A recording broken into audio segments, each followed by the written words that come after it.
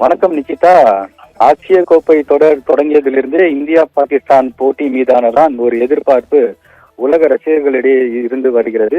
அதில் பார்த்தால் செப்டம்பர் 14ஆம் தேதி இந்தியா பாகிஸ்தான் அணிகள் மோதின. இதில் 7 விக்கெட் வித்தியாசத்தில் இந்திய அணி வெற்றி பெற்று ஒரு முதல் வெற்றியை பதிவு செய்தது.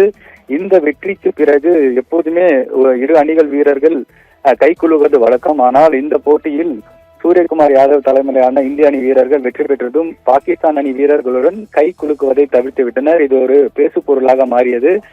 இதற்கு காரணம் கூறிய இந்திய கேப்டன் சூரியகுமார் யாதவ் பகல்காம் தாக்குதலுக்காக பாகிஸ்தான் வீரர்களுடன் கை குலுக்குவதை தவிர்த்து விட்டதாக தெரிவித்தார். இது இந்தியா மட்டுமின்றி உலக நாடுகளிடையே ஒரு பேசு பொருளாக மாறியது.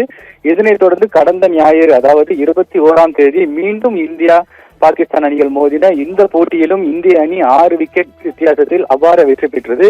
இந்த போட்டியில் தான் பல விமர்சனங்கள் இருந்தது. அதாவது பாகிஸ்தான் அணி வீரர்கள் ஆடிய போது, பாகிஸ்தான் அணி விளையாடிய போது பாகிஸ்தான் வீரர் ஃபரான், தொடக்க ஆட்டக்காரர் ஃபரான் என்பவர் 50 ரன்கள், அதாவது அரை சதம் அடித்தார். அதற்கு அரை சதம் அடித்த கொண்டாட்டத்தின் போது இந்திய ரசிகர்கள் இருக்கும் மாடங்களை பார்த்து துப்பாக்கியால் சுடுவது போல் ஒரு போஸ்ட் செய்தார். அது மிகவும் ஒரு கண்டனத்தை எழுப்பியது. அதனைத் தொடர்ந்து ஃபீல்டிங் செய்த பாகிஸ்தான் வீரர் ஹரிஷ் ராஃப் என்றவர் இந்திய அணி ரசிகர்கள் அமர்ந்திருக்கும் இடத்தை பார்த்து ஒரு செய்கை காட்டினார். அது இந்தியாவின் ஆபரேஷன் சிந்து தொடர்பான ஒரு சைகை போன்று இருந்ததால் அதற்கு இந்திய ரசிகர்களிடையே கடும் அதிருப்தியும் எழுந்தது. இது எரிச்சல் ஊட்டும் செயலாக பாகிஸ்தான் வீரர்கள் தொடர்ந்து செய்து வருவதாக இந்திய வீரர்களும் மற்ற அணி வீரர்களும் தொடர்ந்து பாகிஸ்தான் அணி வீரர்களை குற்றம் சாட்டி வந்தனர், விமர்சித்து வந்தனர்.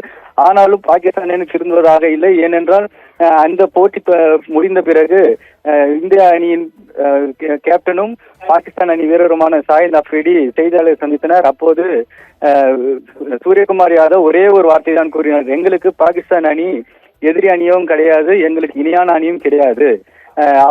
அவர்கள் எப்போதும் போல ஒரு போட்டியாளர்கள் தான் என கூறினார். இதற்கு மிகப்பெரிய கண்டனம் தெரிவித்து மிகப்பெரிய ஒரு எச்சரிக்கையும் விடுத்தார். ஒருவேளை இந்தியா பாகிஸ்தான் அணிகள் இறுதி போட்டியில் மோதுமானால் அந்த போட்டியில் இந்தியாவை பழி தீர்ப்போம் என பாகிஸ்தான் வீரர் சாயித் அஃப்ரிடி ஒரு எச்சரிக்கை விடுக்கும் வகையில் கூறினார். ஆனால் இதனை ஒருபோதும் பொறுத்து கொள்ளாத இந்திய அணியின் கேப்டன் சூரியகுமார் யாதவ் இறுதி போட்டியில் பார்த்துக் கொள்ளலாம், நீங்கள் என்ன சொன்னாலும் சரி, ஜெயிக்க போவது இந்தியா தான். ஏனென்றால் 14 போட்டிகள் இதுவரை நடந்துள்ளது, அதில் ஒரு போட்டியில் கூட இந்தியா எங்களை வென்றதில்லை.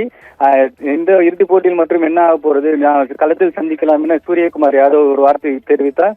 இதற்கு தான் தற்போது 2 அணி வீரர்கள் இடையே மிகப்பெரிய ஒரு பரபரப்பு இருக்கிறது. ஆசிய கோப்பை வரலாற்றில் 40 ஆண்டுகளாக நடைபெறும் ஆசிய கோப்பை வரலாற்றில் முதன்முறையாக இறுதி போட்டியில் இந்தியா பாகிஸ்தான் அணிகள் மோத உள்ளன. இந்த நேரத்தில் இந்த இரு அணி வீரர்கள், இரு அணி கேப்டன்களின் இந்த விமர்சனமான வார்த்தைகளால் மிகப்பெரிய ஒரு எதிர்பார்ப்பு ஏற்பட்டிருக்கிறது. அதே போன்று வரும் ஞாயிற்றுக்கிழமை, நாளை மறுநாள் இரவு 8 மணி அளவில் இறுதி போட்டி இந்தியா பாகிஸ்தான் அணிகள் மோத உள்ளன. இந்த போட்டியில் எந்த அணி வெல்லும் என்பது மிகப்பெரிய ஒரு கேள்விக்குறியாக இருந்தாலும் உலக ரசிகர்களிடையே மிகுந்த எதிர்பார்ப்பு ஏற்படுத்தியுள்ளது. ஏனென்றால் இதுவரை ஆசிய போட்டியில் இந்தியா பாகிஸ்தான் அணிகள் மோதியது கிடையாது. இந்தியா இலங்கை அணிகள் தான் அதிகம் மோதியுள்ளன. இதிலும் நடப்பு சாம்பியனாக இந்தியா இருக்கிறது.